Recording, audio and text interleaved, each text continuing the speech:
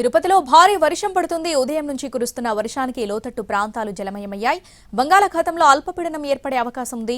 48 గంటల్లో అల్పపీడనం వాయుగుండంగా మారనుంది. దీని ప్రభావంతో దక్షిణ కోస్తా, రాయలసీమలో పలు చోట్ల భారీ వర్షాలు పడనున్నాయి.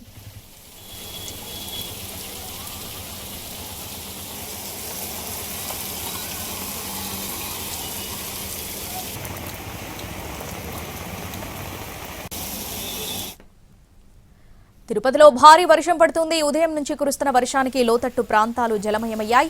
బంగాళాఖాతంలో అల్పపీడనం ఏర్పడే అవకాశం ఉంది.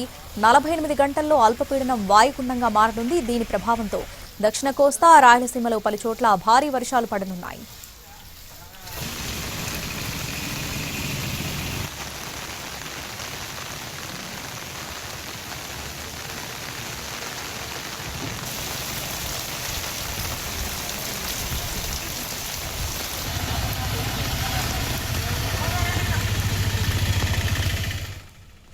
తిరుమలలో ఎడతెరిపి లేకుండా వర్షం కురుస్తుంది. నిన్నటి ఉదయం నుంచి ఆగకుండా కురుస్తూ ఉండటంతో భక్తులు అవస్థలు పడుతున్నారు. శ్రీవారి ఆలయం ఎదురుగా ఉన్న ప్రాంతం నిర్మానుష్యంగా మారిపోయింది.